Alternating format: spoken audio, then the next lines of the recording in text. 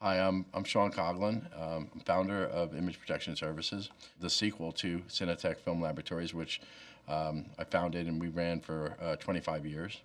Cinetech and Image Protection Services are dedicated to film preservation and restoration, whether it was in an analog photochemical world or in today's digital world of 4K and 2K, 16 millimeter, 35 millimeter.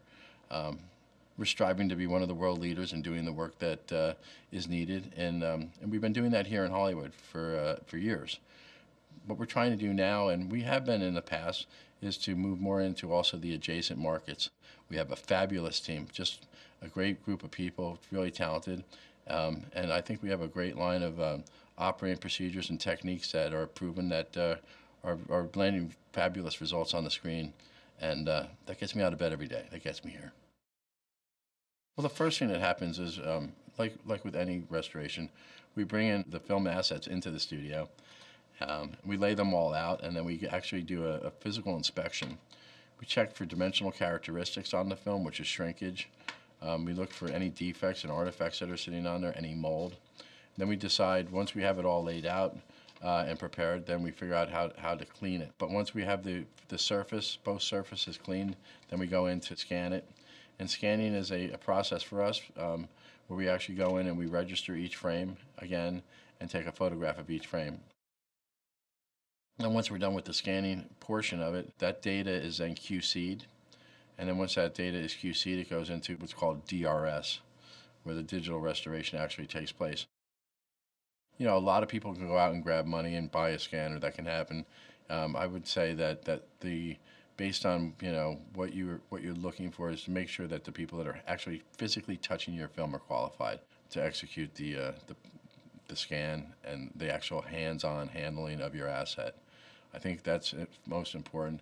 Once you have that, what level are you scanning at? What level are you capturing that image?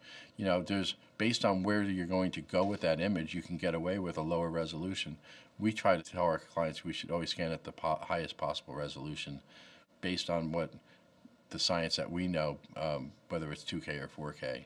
I remember starting out, one of the first films that we worked on was working with a gentleman by the name of Bob Gitt. And, Bob Gitt was a major guy. He was the top restoration artist for UCLA, and we had worked on a film called Death Takes a Holiday, and we did some other smaller type things. And then I met a gentleman through an introduction through Museum of Modern Art, and I went in to meet him, and at the time it was really an incredible time because Turner had brought all this stuff. The studios realized they had all these assets on their shelves, and there was a collective. There was a lot of momentum. There was a collective pool of people that really realized that the whole town had to come together. We had to develop standards and a way to get all this stuff preserved.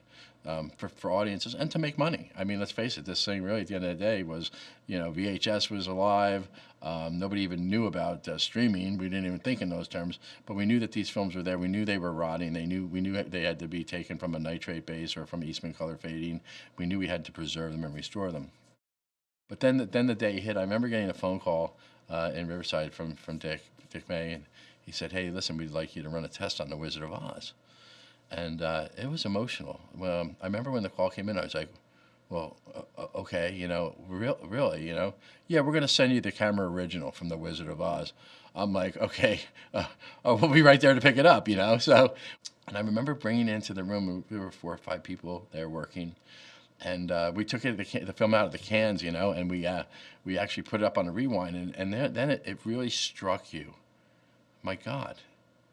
There's the original negative on The Wizard of Oz, and you're running it, and it's like you could hear it running through the synchronizer, and it was silent in the room. The only thing you could hear was people breathing and the film running through that synchronizer, and it was extraordinary. And then once we got done with that, then you clean the film and you start running your initial tests, and that's when I realized what 3-strip Technicolor was, when those first tests started hitting the screen.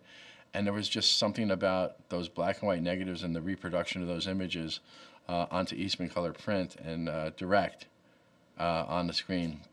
It was an extraordinary experience, and it took multiple times to get the film through and to make it look right. But once it was done, and Dick May called and said it was just absolutely gorgeous, and people were watching it and they thought it was spot on. It was a game changer for us, and it changed my life. the other studios started taking notice, and we were able to get more work. And I think I woke up 20-something years later, and still working on film, but it just was a period of time. Again, lucky, yes. Timing, important, yes. But the journey of getting there and being where we're at today on the digital front, it's the same experience with these digital tools that we could never dream about doing things that we did in the photo lab then. So everything has been evolving, and I think that's what's important about what we're trying to do now, and what I'm speaking about is that all images are important.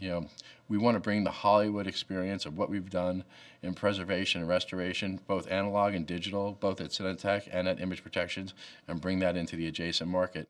Images are images. If we can learn from them and we can make the world a better place, we can educate the next generations to come and hopefully not make the same mistakes twice. I'm in.